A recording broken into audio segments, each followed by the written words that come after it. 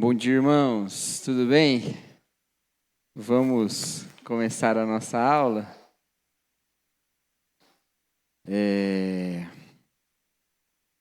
Vou enviar aí no grupo da igreja. Eu tive pouca fé, imprimi menos. Acho que até que vai dar, mas se vocês puderem compartilhar aí as famílias, quem tiver de casal aí. Mas eu vou mandar no grupo da igreja também, tá?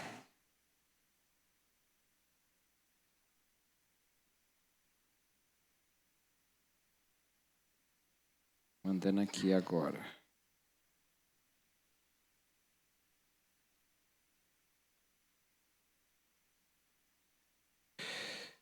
Mais uma aula desafiadora, porque tem muito conteúdo, mas com alguns elementos muito importantes aqui, queridos, para nós entendermos sobre a obra do apóstolo Paulo, tá bom? Vamos orar, meus irmãos, para nós começarmos? Senhor nosso Deus, louvado seja o teu nome, ó Pai, pela tua bondade e graça. Pedimos, ó Deus, que nessa manhã o Senhor nos abençoe e nos sustente, que nós possamos, ó Deus, nos alimentar da sua palavra, crescendo assim, ó Deus, no conhecimento e também no fluir da vida do Senhor em nós. Essa é a nossa oração em nome de Jesus Cristo. Amém. Muito bem, o nosso foco hoje é sobre a vida do apóstolo Paulo, tá bom? Então nós vamos falar especificamente sobre isso, porque Paulo é dessas figuras que a sua obra, ela é muito enriquecida, o entendimento da sua obra é muito enriquecido pela sua biografia. Tem alguns autores que a biografia empobrece a sua obra, mas tem alguns que a gente entende, não só entende melhor, como também amplia a mensagem, né? E no caso do apóstolo Paulo, nós temos essa... É bom ter essa abordagem, né? Antes de mais nada, deixa eu já dizer algumas coisas introdutórias aqui sobre o apóstolo Paulo. Como figura proeminente do cristianismo primitivo, talvez o mais destacado do Novo Testamento depois de Jesus mesmo, né? Paulo é sempre um centro de muitos debates. E esses debates não são só sobre a sua obra, mas sobre a sua vida também. Parte da interpretação que a gente faz do que Paulo escreveu depende da interpretação que a gente faz da sua própria vida. Então, muitos dos debates contemporâneos sobre a teologia paulina partem, primeiro, do contexto em que Paulo viveu, que foi o tema da nossa última aula, isso é importante, e, segundo, da sua biografia mesmo. Por exemplo, tem um debate muito interessante, a gente vai falar sobre ele hoje, sobre o que significou o encontro de Paulo com Jesus no caminho de Damasco. O que significou isso? Porque dependendo de como a gente interpreta esse momento, a gente interpreta a visão de Paulo sobre o judaísmo, sobre o cristianismo, sobre sua própria missão. Então entende? Vocês vão entender melhor quando a gente chegar lá, mas isso é importante que a gente entenda algumas coisas. E tem muitos debates sobre a vida de Paulo e algumas razões para isso. Uma é que, como a sua obra é muito importante na Bíblia, especialmente para os protestantes, mas também para os católicos, né, para toda a cristandade, mas para os protestantes ela tem uma importância destacada, acaba que nós vimos no decorrer do tempo algumas tentativas de submeter Paulo a uns entendimentos correntes da época que se interpretam. Um dos fenômenos foi tentar despir Paulo do seu judaísmo. Ou, mais do que isso, fazer Paulo um inimigo do judaísmo. Isso aconteceu muita ênfase do final do século XIX para frente. Uma tentativa de fazer, na verdade, desde a época da Reforma, né, do século XVI já estava acontecendo isso, mas uma tentativa de fazer Paulo alguém que está destacado do judaísmo, fora do judaísmo, certo?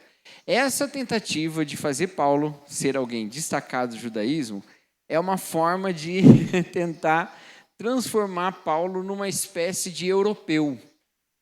Porque se Paulo for europeu e se a Europa for cristã, né, isso aí num pensamento medieval para frente, se for assim, então a gente tem uma dicotomia aí. O cristianismo europeu paulino e um judaísmo oriental farisaico. E aí a gente tem esse conflito. Mas isso nada mais é do que um mero desdobramento de um certo antissemitismo. Para compensar isso, outras pessoas tentam fazer de Paulo um cristão absoluto, um judeu absolutamente judaico. Não, essa palavra está ruim, deixa eu melhorar. Um judeu que em nada se distingue das escolas judaicas do seu tempo. E também não é muito por aí. Paulo sempre foi judeu, do seu nascimento até sua morte. Nunca deixou de ser e nunca rejeitou a sua herança judaica. Nunca. Contudo, há um entendimento que fica surpreendentemente evidente nas suas cartas. Eu devo confessar que eu tenho dificuldade com quem não percebe isso. De que Paulo identifica o cristianismo como, ou melhor, o caminho de Cristo como o fim natural e profético do próprio judaísmo. O fim no sentido do objetivo, tá? Não o encerramento. De certa forma, ele se via como o autêntico judeu. Entende? Porque a própria missão do seu povo se conclui ou alcança o seu maior objetivo em Jesus. Isso não faz o judeu melhor do que o gentio, mas faz a própria identidade judaica um propósito de esperança para todas as nações. Entende? Eu acho que esse é um caminho que vence a tentação do antissemitismo, mas também evita transformar Paulo em alguém que não trouxe nada de novo, nada de diferente, tá? Eu estou com a impressão de que eu mais compliquei do que simplifiquei, mas vamos lá, a gente vai explicando melhor, tá bom? Então, mas não se esqueça disso, as tendências de separar Paulo do seu judaísmo, elas são tendências que têm sido cada vez mais abandonadas. A gente não... Porque identifica-se que as pressões para esse tipo de abordagem são pressões muito mais sociais de um antissemitismo presente do que do próprio texto. O texto bíblico não vai nesse sentido. Outra questão que traz discussões sobre Paulo são as próprias fontes da vida de Paulo. Então, quando a gente vai pesquisar a biografia de qualquer pessoa, a gente vai atrás das fontes que nos informam sobre essa pessoa, né? Da mesma maneira que a gente vai pesquisar a história e tal. E há três fontes, três tipos de fontes principais sobre Paulo, tá? Primeiro, as suas cartas. É o primeiro tipo de fonte. Que estão entre os escritos mais antigos do Novo Testamento, tá? Eu sei que o Novo Testamento começa com os evangelhos, mas as cartas de Paulo são escritas antes. Segundo, o livro de Atos, que também é uma fonte sobre a vida de Paulo. E terceiro, outros documentos, evidências, vestígios arqueológicos, que são parte extrabíblica, tá bom? Então, duas fontes bíblicas e uma fonte extrabíblica. No primeiro tipo de fonte, a gente já tem problema nela. Que as cartas de Paulo, elas são, várias delas, discutidas, se são de Paulo mesmo ou não, nos círculos acadêmicos. Tá? Reforço para os irmãos ficarem tranquilos que eu afirmo a autoria paulina de todas essas cartas atribuídas a Paulo no Novo Testamento. Tá? Mas é possível que nessa dedicação de entender mais sobre a vida e a teologia do apóstolo Paulo, você se depare com livros que não vão por esse caminho. E não tem problema, pode ler, tá? Pode ler. Mas a gente nota que em algum momento Paulo quase que não existiu. E aí depois as pessoas dizem, não, ele existiu e escreveu essas 3, escreveu essas 5. Atualmente a contagem indiscutível está em 7 das 13. 7 indiscutíveis. Mas eu acho que dá para aumentar esse número aí, tá bom? Certo, gente? Então aí já tem um problema. Quais são as fontes consideradas? Muitos autores contemporâneos que lidam com os textos mais críticos chegam a dizer, olha, essas discutíveis, ainda assim, elas são paulinas em algum sentido, tá? No sentido de que elas são replicações com adaptações de outras cartas de Paulo, ou elas são desdobramentos de uma comunidade mais paulina, tal. Eu ainda acho isso fraco do ponto de vista da fé, contudo, na hora de tratar de quem é Paulo mesmo, uma grande parte dos teólogos vão usar todas as cartas, mesmo que eles tenham concordâncias ou discordâncias sobre algumas das autorias, tá bom? O livro de Atos traz outro problema nessa discussão, só estou colocando problema, daqui a pouco a gente começa a resolver. Porque Atos certamente é de outro autor, ok? Certamente é de outro autor. Segundo a tradição cristã, Lucas. Lucas é autor de Atos. Então, se Lucas escreveu Atos e as cartas foram escritas por Paulo, já são 2 autores. E se já são 2 autores, há certos debates sobre o quanto essas fontes concordam sobre a própria história de Paulo. Tá? Quanto elas concordam? O Paulo das cartas é o mesmo Paulo de Atos? Quanta coincidência existe entre esses 2 tipos de Paulo? Tá bom? E aí, por último, as evidências extrabíblicas. Textos antigos cristãos, tá? Por exemplo, Epístola de Clemente, né? Aos Romanos, textos antigos, e também evidências históricas e arqueológicas, que não vão falar especificamente sobre Paulo em si, mas que vão falar sobre o contexto da época, e isso entra em conflito ou não com algumas coisas que estão sendo, ou confirmam algumas coisas que estão sendo ditas no texto bíblico. Tudo bem? Então, nisso já tem um palco gigantesco para debate sobre a vida de Paulo. Agora, vendo de um outro ponto de vista, não do ponto de vista da fé, mas do ponto de vista da pesquisa histórica e da crítica das fontes históricas. Há uma surpreendente concordância entre esses textos todos. É impressionante, porque quando você vai lidar com quem coloca a distinção entre Paulo das cartas e Paulo de Atos, você lê e fala, olha, você até tem alguns argumentos, mas nenhum deles é definitivo. Todos eles são, sem forçar muito, todos os problemas são, sem forçar muito, resolvidos. Tá? Tanto que a gente estuda Atos e as cartas de Paulo com muita frequência, né? Estão entre os textos mais pregados e estudados nas igrejas evangélicas, e não ficam saltando as contradições ou coisas do tipo que nos levam a dificuldades. Pelo contrário, a gente faz esse paralelo com muita frequência mesmo. Olha, isso aqui, eu fiz outro dia aqui, né? Falando sobre Tessalônica, né? Quer saber como é que é a história aqui em Tessalônica? Olha lá, Atos 17, você vai ver como que foi feita essa, né? Então, assim, essa concordância, ela só deixa de ser algo que concorda quando você vai alguém que começa a reforçar certos pontos e fala, olha, tá vendo aqui? Por exemplo, vou dar um exemplo aqui bem bobo, porque esse não é considerado um exemplo crítico, tá? Mas um exemplo bobo para você entender.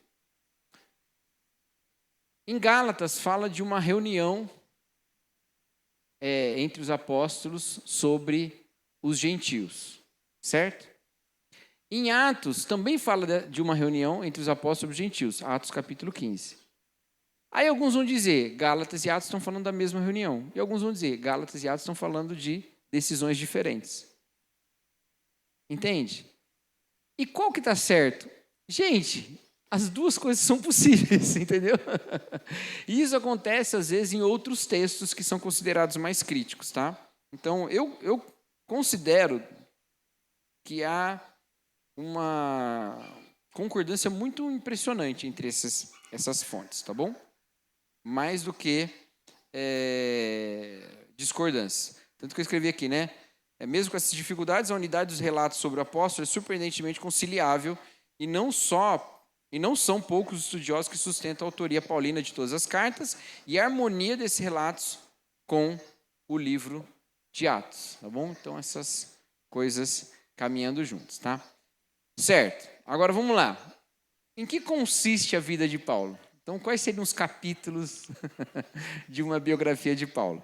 Os capítulos seriam o seu nascimento como um judeu da diáspora, a sua transformação na Palestina a um judeu do partido dos fariseus, tá bom? Espera aí que eu perdi aqui. Onde eu coloquei isso?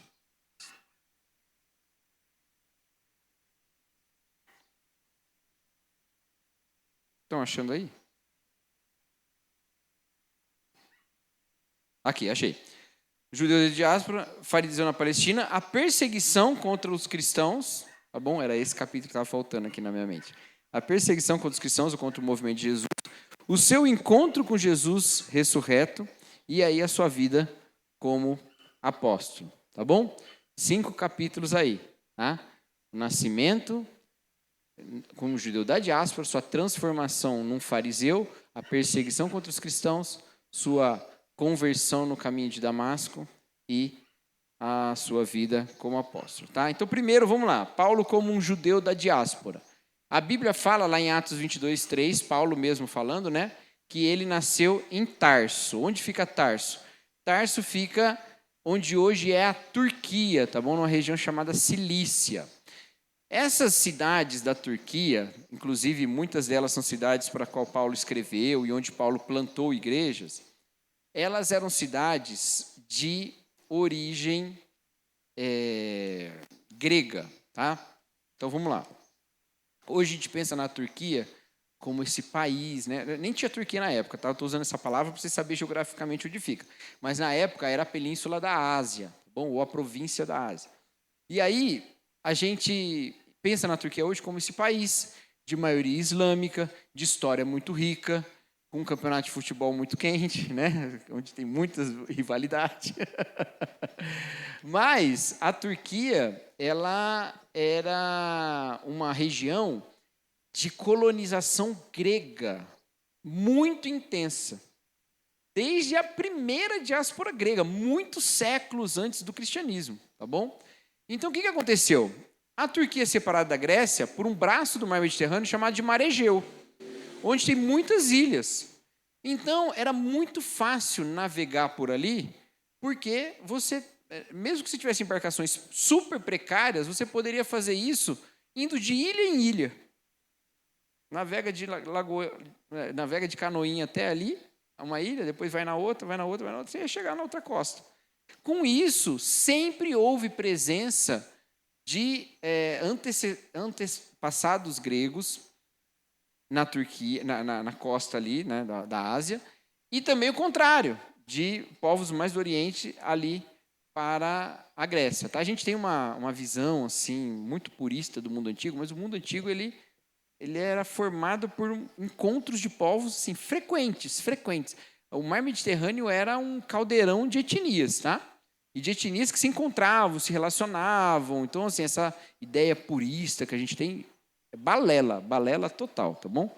Outro mito reforçado no século XIX também, tá? Então, essas cidades, todas elas ali da costa da Ásia, elas eram cidades, Mileto, por exemplo, né? Halicarnasso, onde nasceu Heródoto, né? Todas essas cidades eram cidades de colonização grega, de cultura grega até certo ponto, que a cultura grega também é misturada, mas de cultura grega, entre aspas, de língua grega, muitas vezes, tá? Na maior parte das vezes, mesmo durante o período romano. Lembra que eu falei na aula passada que a parte oriental do império ela falava mais grego como língua comum, a parte ocidental falava mais latim? E é isso que acontecia ali também. Tudo bem, gente? Certo? Então, essa cidade de Tarso, ela é uma cidade dessas, tá bom? De cultura mais helênica, mais grega, mesmo sob o Império Romano e mesmo estando na parte oriental do Império. Além disso, teve a conquista de Alexandre, do qual a gente falou na semana passada. Aí helenizou tudo lá também, mas já era grego antes disso, tá? E aí já helenizou tudo ali também, tá bom? Toda essa visão que você tem da Turquia hoje, ela é uma visão da conversão dos turcos ao islamismo que acontece só no século VII depois de Cristo. É muito tempo depois. E aí, esses turcos que eram numa região mais interna da Ásia, eles vão conquistar a Ásia, onde antes ali era o Império Bizantino, né? Vão dominar ali e ali vão transformar no que é a Turquia, tá bom? Mas até muito recentemente não era assim. Bom, e aí? E aí que você tem, nesse ambiente, um judaísmo que é esse judaísmo da diáspora, o judaísmo dos judeus que não estavam em Jerusalém ou não estavam ali nas regiões da Palestina, judeus espalhados pelo mundo. Esse judaísmo, ele era, primeiro, um judaísmo muito mais centrado na sinagoga do que no templo, porque o templo ficava longe, não dava para ficar indo no templo o tempo todo. Então, eles eram centrados na sinagoga. O que se fazia na sinagoga, gente? Não se fazia sacrifício na sinagoga. Na sinagoga, se estudava a lei. Então, era um judaísmo de debates, um judaísmo de diálogo também, debate, diálogo e briga, tinha de tudo, né? E um judaísmo que vai ter essa cultura bastante mesclada com elementos também da cultura grega vigente ali do ambiente. Tudo bem? Não tão sincrético quanto você pode pensar, mas é um judaísmo que usa a Septuaginta, não usa o texto hebraico, usa o texto grego. Tá? Por isso também, em vários momentos, vai produzir textos em grego ao invés de hebraico. Tudo bem? Pode ver, Paulo vai usar muitas citações, ele está escrevendo em grego, tudo bem, mas ele vai usar muitas citações do texto grego. E a gente sabe disso porque em alguns momentos você sabe que Paulo está traduzindo. É muito legal isso. Tem momentos que você fala, ele pegou a Septuaginta e trouxe. Tem momentos que você sabe, aqui ele traduziu ele mesmo. Pegou do hebraico e ele mesmo traduziu do grego. Mas a maior parte ele usa a Septuaginta mesmo, certo? Tudo bem, gente? Beleza?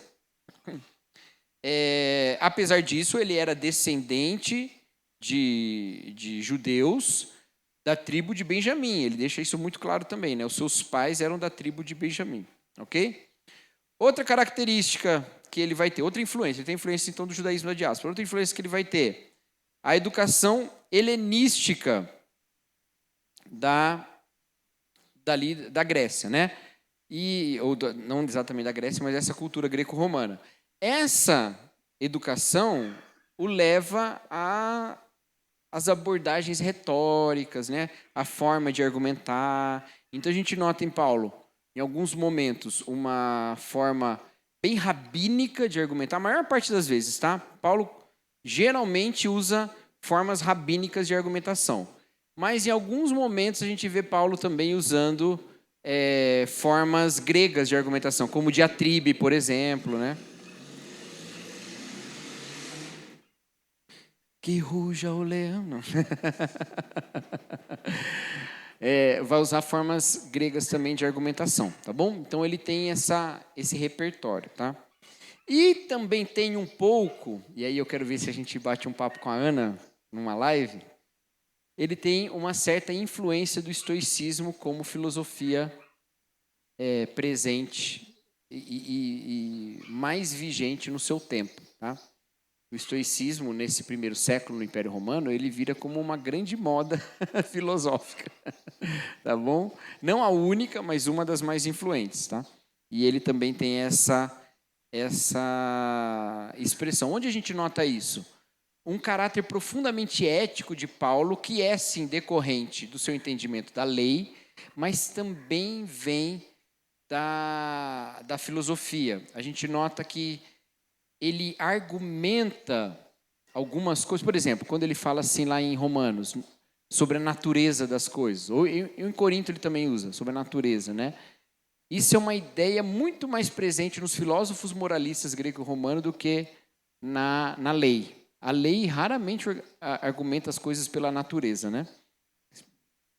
Não é o jeito de Moisés falar, mas era um jeito muito comum dos filósofos moralistas do Império Romano, tá bom? Então, é uma característica aí. Então, essas coisas fazem parte na composição, vamos dizer, intelectual de Paulo, tá bom? Ou cultural, melhor, cultural, não é só intelectual, mas cultural. Certo? Tudo bem, gente?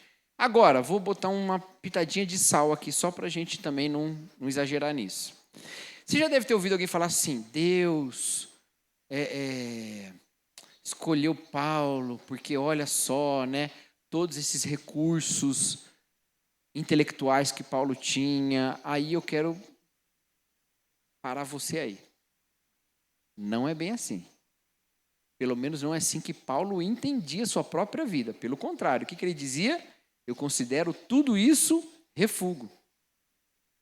Então, eu sempre fico muito, assim, receoso quando existem essas afirmações, né? Que Deus foi, olhou no mundo e falou assim, quem é a pessoa que eu preciso no mundo para trazer a minha mensagem, né? Não parece que Paulo pensava dessa maneira. E pelo contrário, ele dizia que nada disso tinha valor a não ser o seu conhecimento de Cristo mesmo. Então por que a gente está falando sobre isso? Para a gente entender depois os seus escritos e as características dele. Agora, não significa que Deus dependia dessas características para fazer a sua vontade. Tudo bem, gente? Beleza? Bom, ao que tudo indica, Paulo se muda para Jerusalém. Provavelmente Jerusalém, né? Assim, eu acho que não tem muita escolha da gente pensar que Paulo era de Jerusalém, ou estava em Jerusalém na maior parte do seu tempo adulto, se a gente vai considerar exatamente o que está escrito no Novo Testamento. Porque para ele ter toda essa presença e participação no judaísmo da época, e ter essa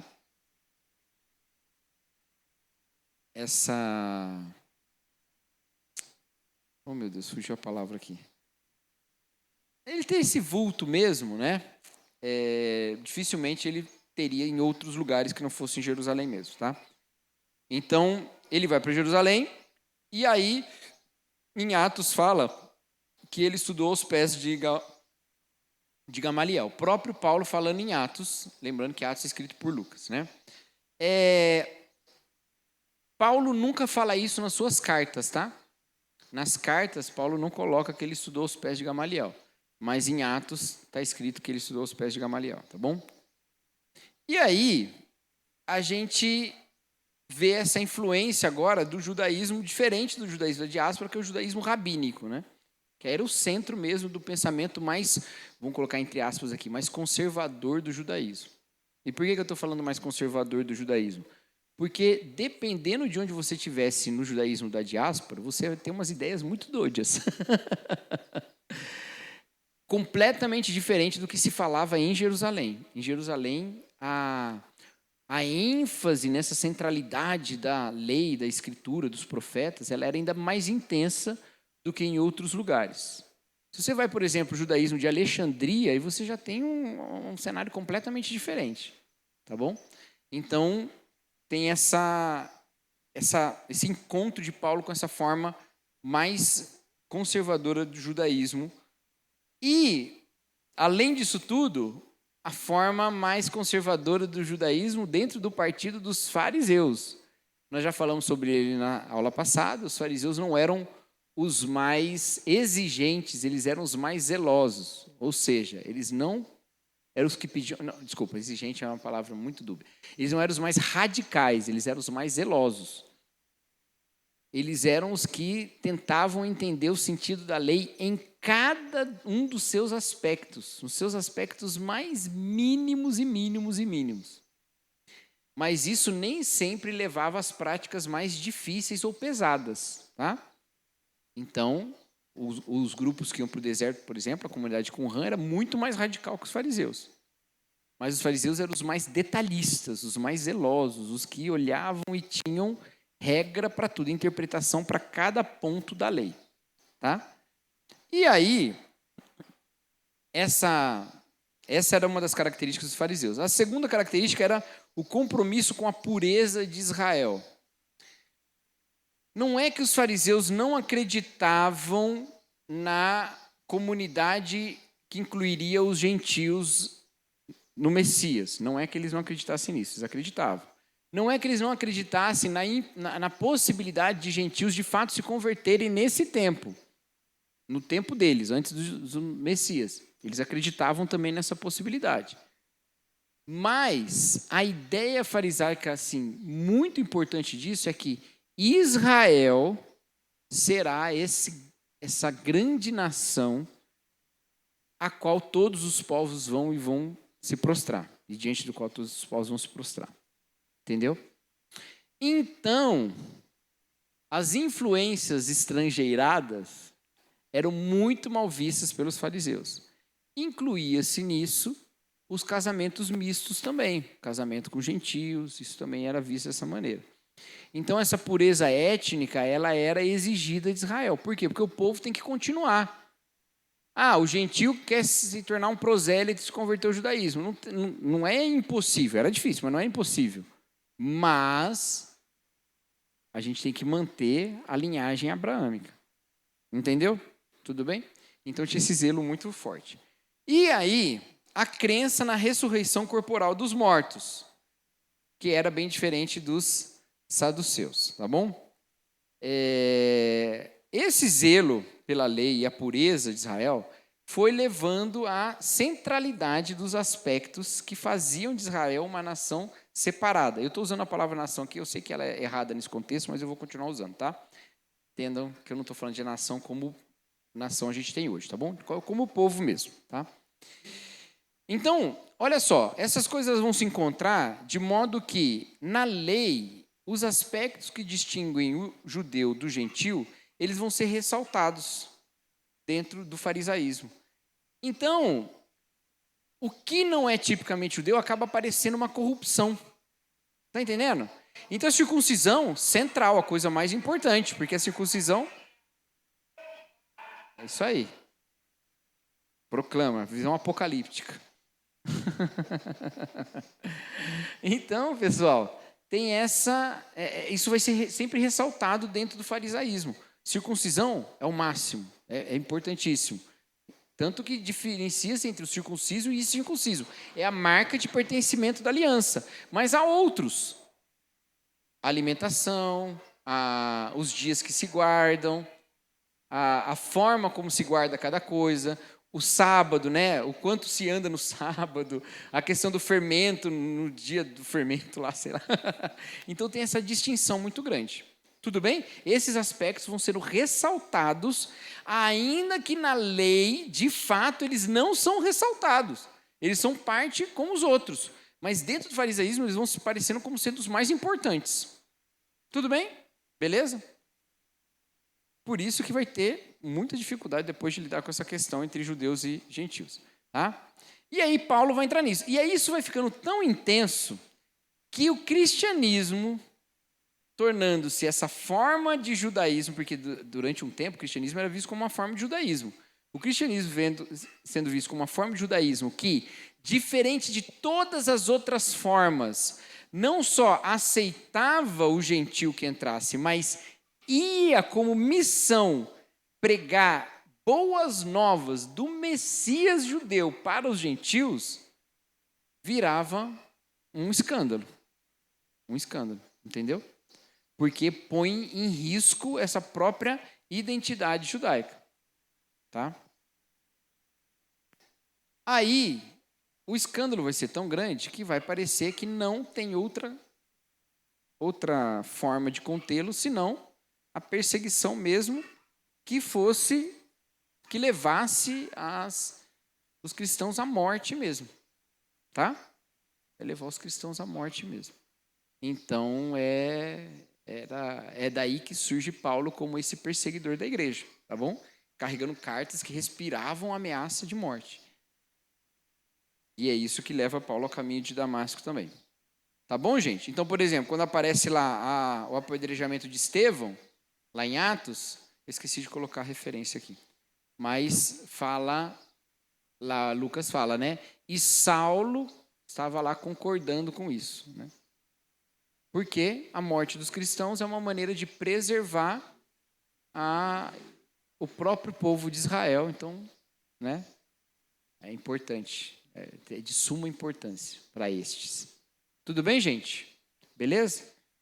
Até aqui, pessoal, alguma pergunta? Não? Fala, Henrique.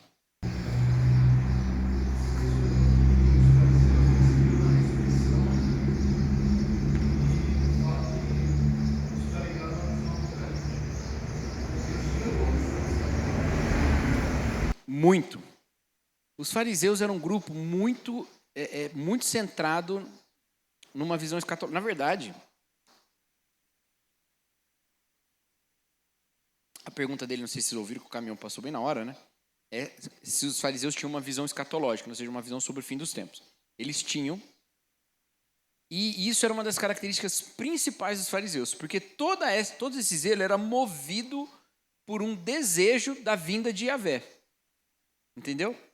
Para habitar o templo, para reinar, para o Messias reinar. Lembra? A gente fala da vinda do Messias, de um ponto de vista do Natal, como sendo uma coisa do passado, e a gente vive agora um período na expectativa de uma segunda vinda. Para o judeu do primeiro século, fariseu especificamente, era uma vinda só, que realizaria o chamado dia do Senhor. E o que é o dia do Senhor? É a salvação e o juízo, ao mesmo tempo. Tudo no mesmo ponto, entendeu? Então, todo esse zelo era porque eles entendiam que, aqui eu sei, é muito polêmico essa abordagem, não é minha, é do N.T. Wright, mas eu gosto dela. Eu gosto dela. Eu sei que é uma das coisas que o Gui discorda, mas eu gosto. O Gui discorda da ênfase, ele não discorda da ideia. Eu gosto muito da ideia do N.T. Wright de que diz que o povo se via como em exílio. Que os judeus do tempo se viam como em exílio. E o exílio só vai acabar quando tudo for restaurado. E esse tudo for restaurado é Yahvé mesmo reinando a partir de Sião. Isso é polêmico porque, basicamente, quase todo mundo discorda do N.T. Wright nessa, mas eu acho uma ideia muito boa. E aí, você tem essa visão assim, aí independente de qualquer coisa, de concordar ou não, essa consumação do reino a partir de Sião é o que se espera. E isso depende do povo estar purificado. Por quê? E aqui, voltando para o N.T. Wright. A partir da volta do exílio da Babilônia, os hebreus entenderam que se a gente foi para o exílio porque não estava cumprindo a lei, a gente evita o exílio se a gente cumprir a lei. Só que o exílio não totalmente terminou, porque a gente desde então ficou debaixo do reinado de outros. Tirando o pequeno período lá dos macabeus. O resto tudo a gente ficou debaixo do reinado de outros. Então, a gente precisa pôr fim a esse exílio totalmente. E o fim a esse exílio é com esse zelo todo, né? Então é por isso que, ao mesmo tempo que havia ódio aos cristãos, havia apedrejamento de ameaças, né? Mas havia perseguição de prostitutas, por exemplo, que elas não cumprem a lei, brigas sobre o cumprimento da lei, o cumprimento do sábado. Por isso que eles ficam tão revoltados com Jesus não cumprindo o sábado. Porque um monte de gente está se convertendo ao movimento dele, e ao invés dele vir e apontar para a restauração da lei, ele está flexibilizando a lei. Esse não é o Messias, esse é o demônio. Entendeu? Então, quando eles vão e falam que Jesus expulsava demônios por causa dos demônios, em nome dos demônios, é por causa disso, porque para eles Jesus representava o oposto do caminho que deveria ir. Entendeu? Tudo por causa da visão escatológica. A visão escatológica era central para os fariseus desse tempo. Não é a mesma coisa em todo lugar, nem em todo tempo, né? Tudo vai mudando, mas os fariseus desse tempo era isso, tá? Então, assim, entenda um pouco mais os fariseus, queridos. Porque os fariseus, eles não eram as pessoas cruéis do mundo antigo. Eles eram pessoas que tinham uma fé profunda na restauração do reino de Deus, num descendente de Davi, a partir de Sião, reinando sobre Israel e sobre todo mundo. E por isso eles eram tão zelosos da lei. E isso dava vazão, sim, a vários preconceitos, ódio, perseguição. E não de todos, ok? Mas de parte deles, tá bom? E outros, nem todos os judeus eram fariseus. Tinham vários grupos diferentes, né? Mas é por aí, tá bom? Certo, pessoal? Então, olha só, o que motivava essa perseguição toda? Os crentes eram vistos como relaxados em relação à lei. Eles aceitavam gentios incircuncisos e não pediam que circuncidassem. Lembra lá que Paulo é criticado por colocar dentro do templo um incircunciso no final de Atos? E era mentira, né? Era mentira. Ele não fez isso. Mas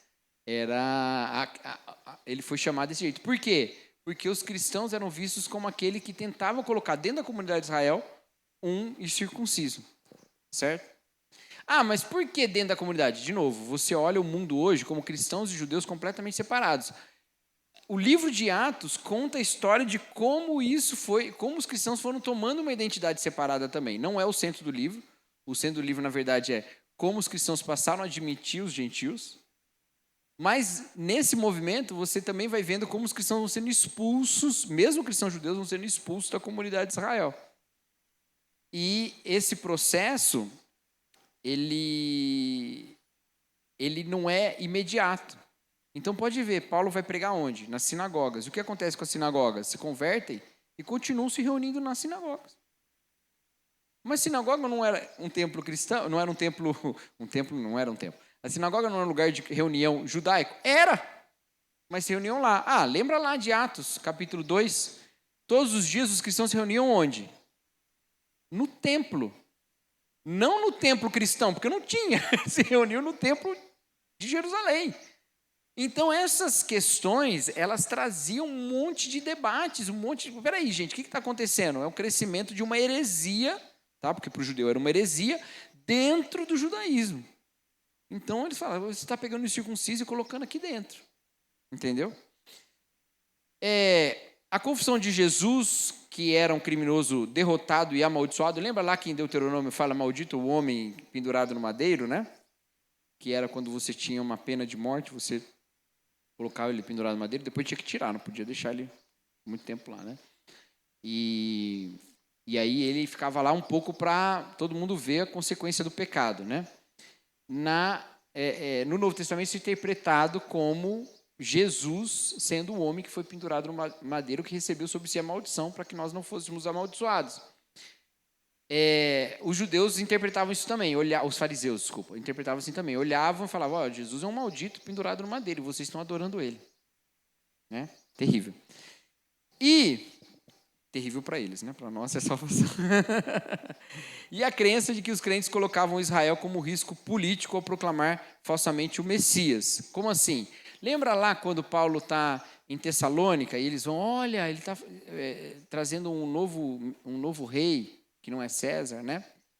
Então, havia esse envolvimento ambíguo com a figura de Jesus. Por um lado, enquanto Jesus estava no seu ministério terreno, havia essa esperança por parte do judaísmo de que Jesus seria o Messias e que ele ia concretizar essas expectativas messiânicas que os judeus tinham. Por outro lado, havia esse medo de que, se ele causar muita confusão, os romanos vão vir aqui e vão acabar com a gente, porque eles estão negando o imperador. Esse medo não era tão infundado, tá bom, gente? Na verdade, o que motivou a perseguição dos romanos contra os cristãos não é porque os cristãos tinham uma religião diferente. Os romanos se davam muito bem com religiões diferentes, eles não tinham problema nenhum com isso. E rapidamente eles assimilavam, colocavam dentro do sistema, eles não tinham problema com isso. O problema era que os cristãos estavam pegando uma prática típica do judaísmo, não adorar o imperador, e levando para o império inteiro. E isso era uma ameaça política.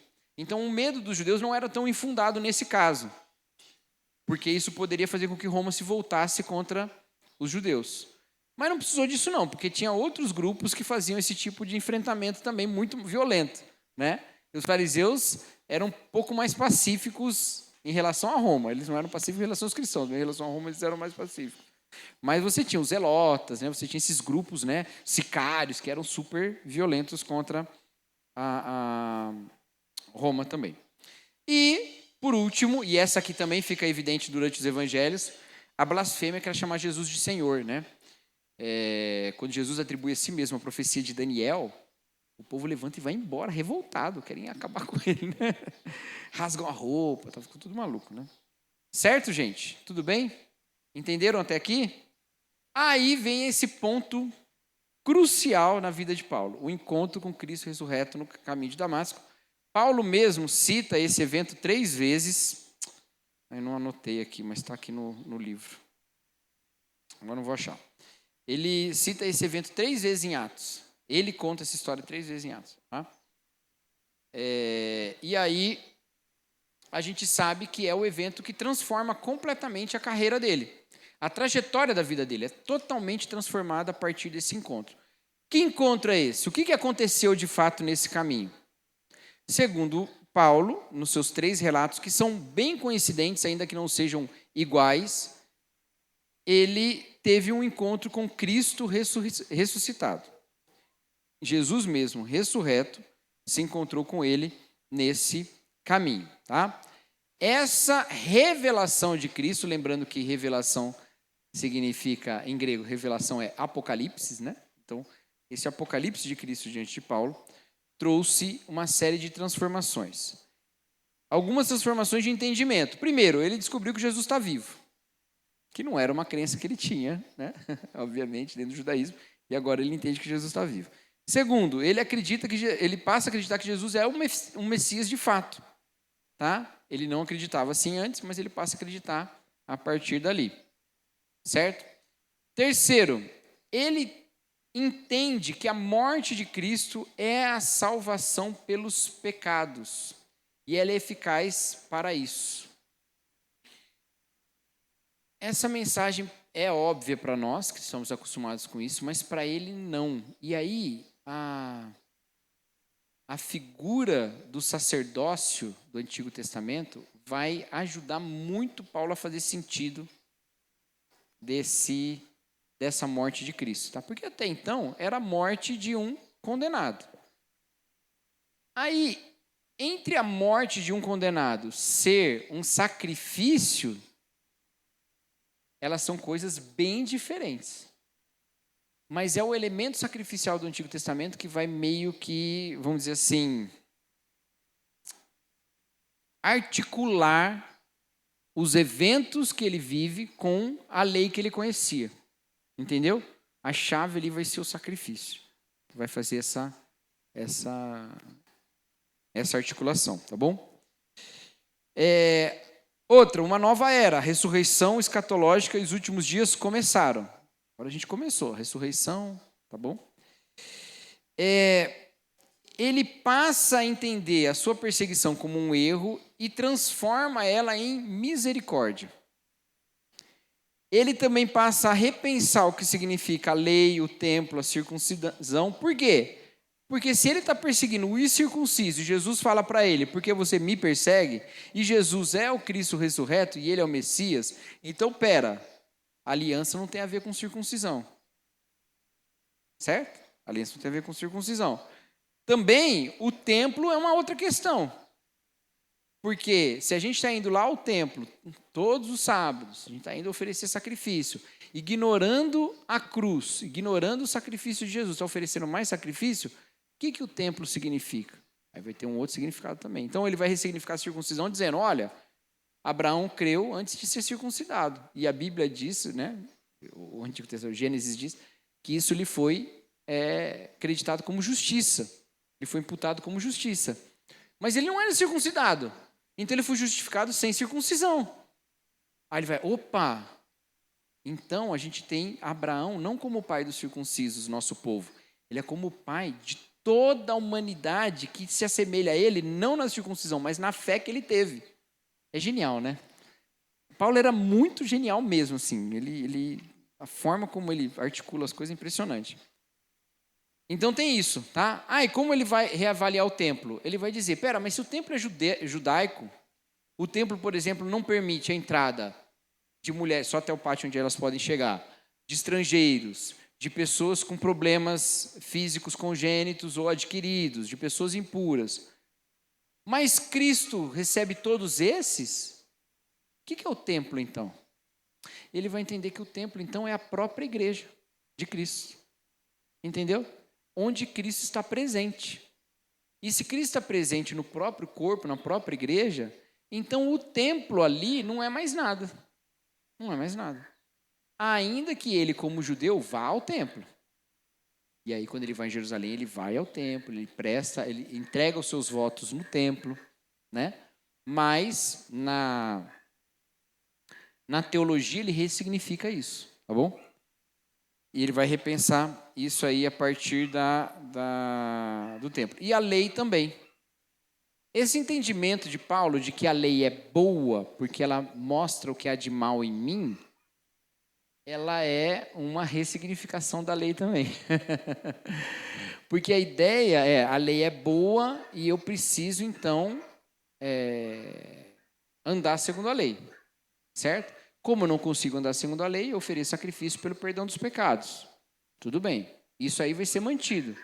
A lei é boa, eu não sou, há um sacrifício pelo perdão dos pecados, sacrifício é o de Jesus. Então está entregue. Mas como eu participo desse sacrifício?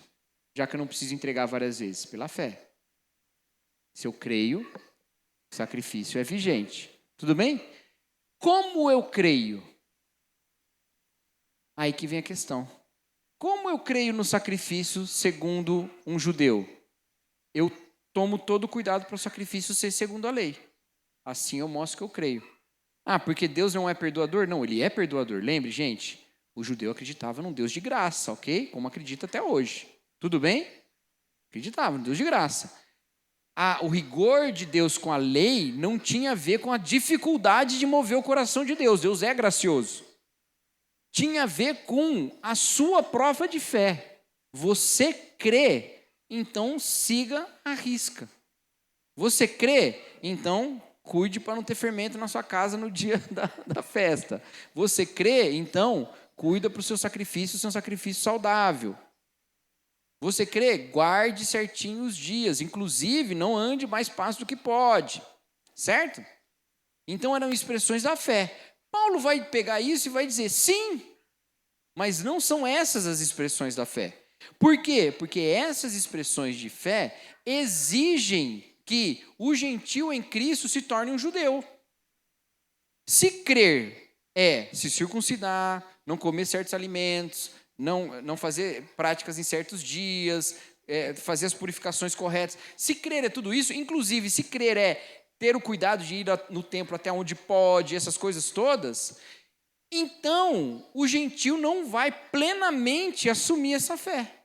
Mas se em Cristo eu entendi que o gentio faz parte, porque são eles que eu estou perseguindo, e Jesus falou que eu estou perseguindo ele, então eu devo compreender que a lei não deve ser vista dessa maneira. E aí Paulo vai relativizar, eu vou usar essa palavra, vou usar, porque, não vou usar. Paulo não vai relativizar, Paulo vai entender que os aspectos da lei que faziam essa distinção foram todos eles cumpridos em Jesus. Então agora, como é que eu mostro que eu creio? Pela vida de Cristo em mim. Entendeu? Aí a vida de Cristo em mim é demonstração da fé. E não mais o zelo pelos aspectos distintivos da lei. A partir de hoje eu vou usar esse termo todas as aulas aqui. Os aspectos distintivos da lei. O que são os aspectos distintivos da lei? Aquilo da lei que mostra que o judeu é judeu. Porque, por exemplo, matar alguém é ruim dentro da lei. Não matarás. Mas também era ruim diante do direito romano. Certo? Roubar era ruim na lei, mas também era ruim no direito romano. Agora, não se circuncidar era ruim na lei, mas era ok no direito romano, entendeu?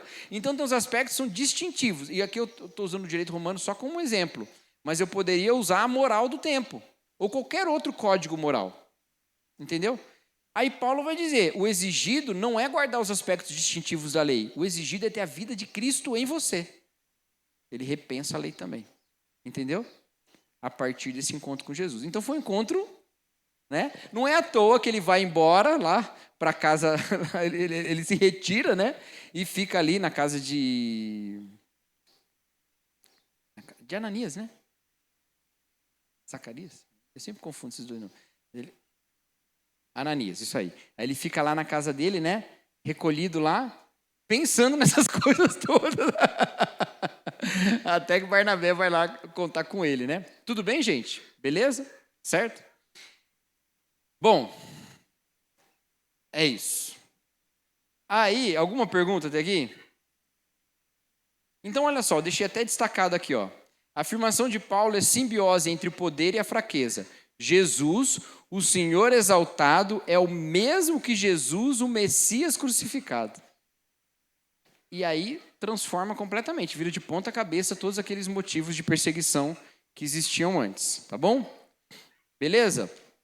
Bom, Paulo vai entender então, a partir daí, eu vou dar uma pulada aqui, tá, gente? Depois vocês leem tudo em casa aí, tá?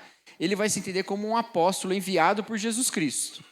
Esse apostolado de Paulo, ele é marcado por algumas coisas, tá?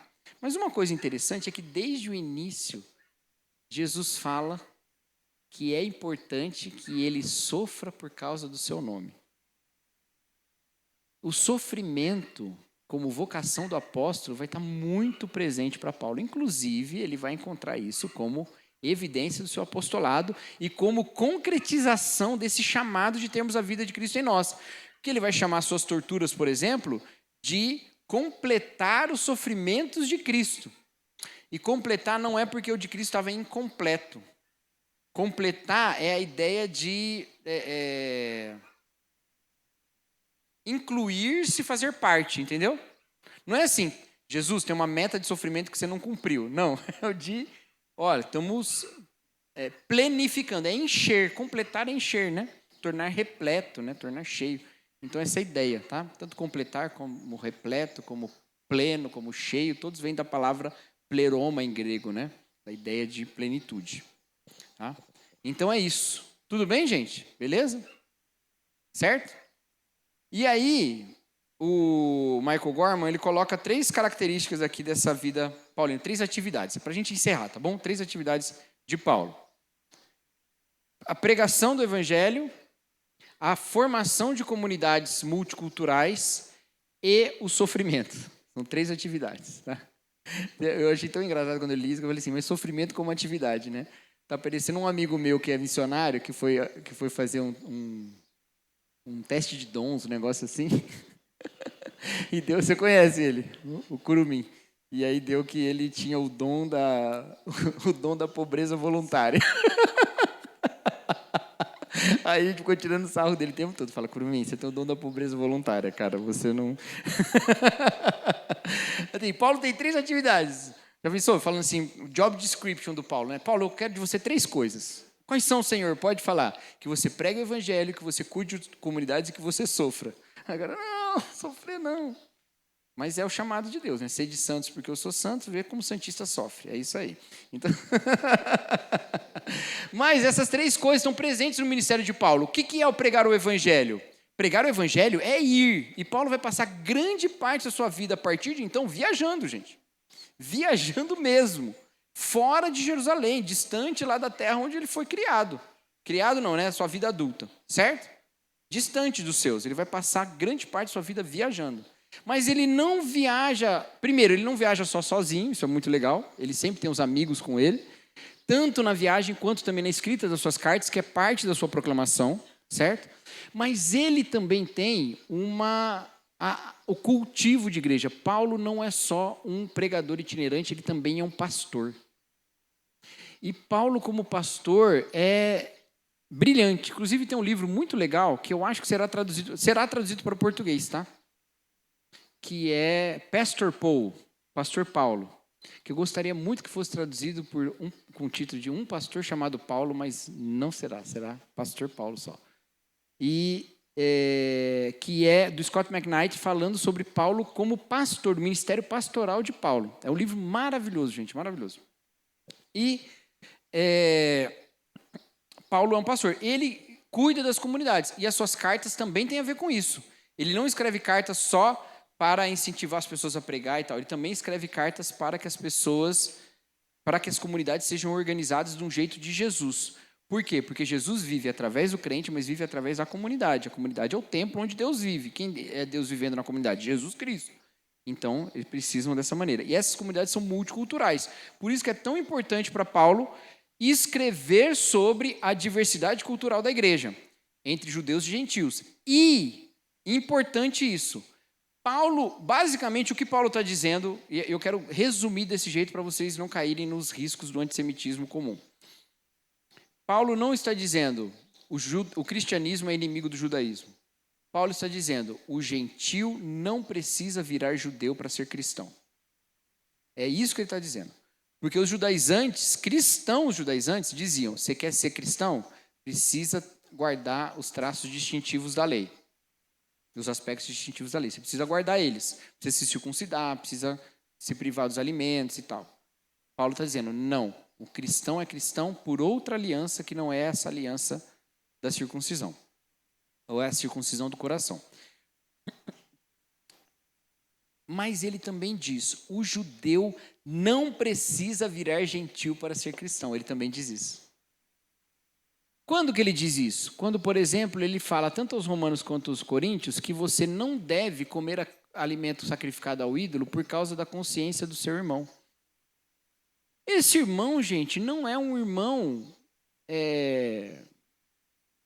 não religioso.